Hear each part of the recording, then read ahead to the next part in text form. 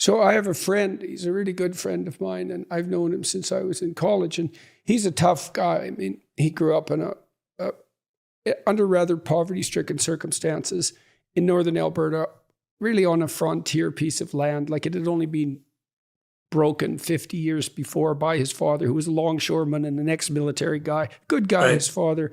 But this guy grew up, and he is tough. He worked in lead smelters, and he wandered around Western Canada. And he was my roommate when I went to college, and is still a good friend of mine. And he ended up working with, like, delinquents. He went into social work, oddly enough, and he ended up working with some of the worst delinquents in Canada. And he's a really good guy, and he likes to help people get better. But he isn't naive at all. And then part of the reason that he was good at working with the delinquents was because there were no tricks they could get up to that he couldn't see right through. And that was partly because he had a real integrated shadow. I mean, I'll give you an example of him. So one day, I was living in this town called Grand Prairie, and it was at the height of the oil boom. And so it was a rough town, and there were lots of rough bars in it, and lots of young men in there with plenty of money and they come in for 3 days after being out in minus 40 weather, working on the oil rigs, and they were ready to party, man. And we had a party one night in this kind of frat house that I went to college in, and way too many people showed up, and some of them were real troublemakers. And we had a table that was pretty full of beer bottles and vodka bottles and so forth. And one guy just went over and tore the leg off and knocked the table over. And then a bunch of us got together and chased them all out. And this friend of mine, he said, "Oh, they'll be back." And so he went upstairs and he put on some steel-toed cowboy boots. It was just like a bloody Western. He came marching down the stairs. And just as he entered the living room, there was a big knock on the front door. It was these hooligans coming back to cause grief. And he just didn't break stride. He opened the door. He pulled open the door, and there was a guy standing there ready to fight, and he kicked him underneath the chin with his steel-toed cowboy boot, knocked him right over the front porch, and the battle was on. But that was exactly what he was like, Right. And his shadow was integrated. He was a great roommate. He reciprocated everything. I always knew if I bought groceries one week, he'd buy it the next. Like, he was a straight shooter. You could trust him. But he was not naive, man. And that made him able to deal with delinquents and to help them. So that's part of that integration of that shadow. Yeah, I go very deeply into the shadow in a chapter in my last book, The Laws of Human Nature. And I try and talk about how one integrates the shadow, because it's not an easy answer for that. People are kind of perplexed. Well, I have this dark side, and I explain a lot of where it comes from and how a lot of your aggressive impulses, like the room of 2-year-olds that you were talking about, you have that as well. I'm talking to the people that my readers. You have that aggressiveness when you were young, and it got socialized out of you, and then it got repressed. And it's like a lost self that lives inside of you and is screaming to come out. How do you integrate it? And so the main thing is you have to be aware that you have this shadow side. You can't run away from it. You have to acknowledge that it exists. You almost have to embrace it in a way. A good parent too does everything he or she can not to repress that. Like, what you want to do with children is you want them to be forceful. You want them to have some power. Exactly. You want them to integrate that capacity for aggression into, well, let's say, lucid conversation. You want them to be able to stand up for themselves in family discussions. If you just punish them for being aggressive, let's say, for talking back or something like that, you don't guide that into more sophisticated development. You see this in schools too now. When my kids went to school, this was so dumb. We had a rule in our house, which was, you don't have to follow stupid rules. That's a good rule. But if you get caught, you have to put up with consequences. So one rule was, the school had, not only could you not throw snowballs, you couldn't make them. And so they were trying to, you should shake your head, that's for sure. It's like, because their answer, and this was all politically correct nonsense, non-competitive games. We're only going to play non-competitive games. Yeah. It's like, first of all, I studied Piaget. Yeah. A hockey game is not competitive exactly, because in a hockey game, no one brings a basketball. Everybody plays hockey. So that's cooperation. And then on the team, you have to cooperate. And like, if you're the star, but you never pass, you're just a dumb son of a bitch. You're not the star.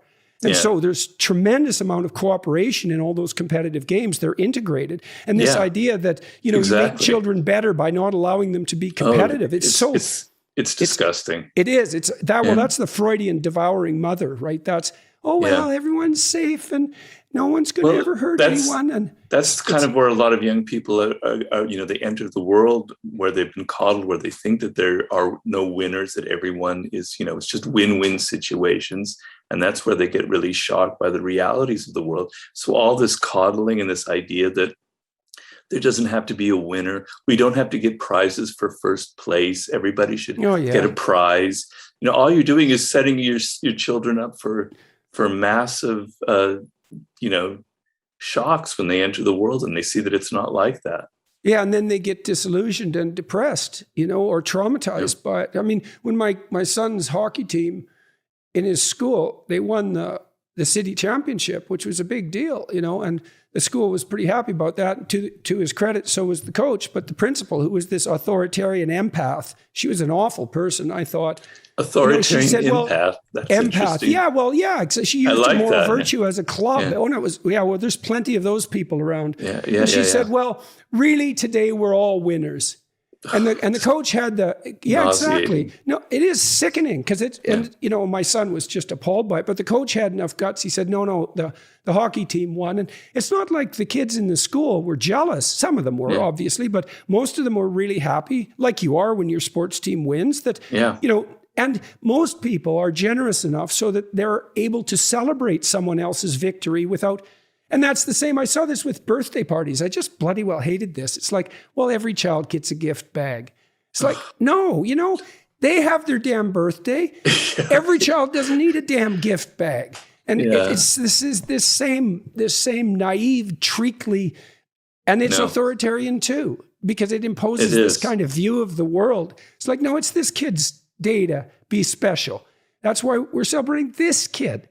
The rest of them, if they can't take that, it's like, there's something wrong with the way that they've been treated and attended to. Well, a lot of my books, I've tried to remove the kind of taboo or the negative associations we have with the word like power or with the word ambition. I try and say ambition is a good thing. It means that you believe in yourself, you have some self-love, and you believe you're worth something, and you want to go out and achieve and create something worthwhile for other people. So ambition is a positive thing.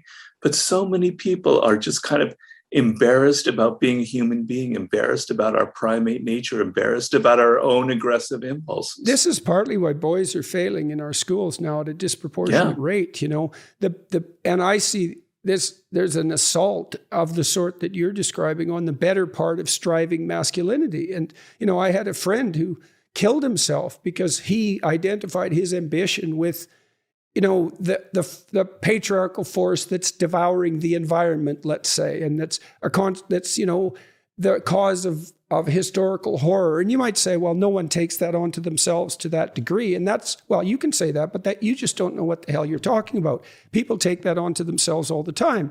And then they start to identify the best part of them that strives forward with the destructive impulses of humanity. And they're so ashamed because they can't do anything good then, but in principle. Yeah. He tried to be as inoffensive and harmless in every possible way as he possibly could, and it just sucked all the life out of him. You end up turning that aggressive energy on yourself is what ends up happening, and that's maybe leads to suicide, the ultimate kind of self-aggression. I know that I personally have, as I said, I definitely have a shadow side. I'm very aggressive and extremely competitive, and I have a lot of anger. So a lot of those experiences in my youth made me very angry. But the way I kind of integrated my shadow, I'm not saying this is a model, but the way I integrated it was through my books. I kind of, that anger kind of seeps through the material that I write. And I find I can only write when I have that kind of anger, but I don't rant. I don't yell and kind of put people down. I kind of channel it into something productive and something creative. And so to me, I definitely do that when I'm lecturing. And people have commented, some of the people who've criticized me that I'm an angry person, and which isn't true, but it's definitely that anger, that capacity for anger definitely is something that gives you force, and it can push, and anger definitely. So psychophysiologically, So imagine that, this is obviously a thought experiment, but imagine you're chasing a cat with a broom. Well, the cat's going to run from the broom. But if you corner the cat with the broom, it will attack you, even though it's just a cat. Well, and the reason for that is that fear will facilitate either freezing or escape. Right. But sometimes fear isn't the right response, and anger will suppress fear. And so one of the tools that we have at our disposal psychologically is anger as an antidote to the terror that would otherwise freeze you.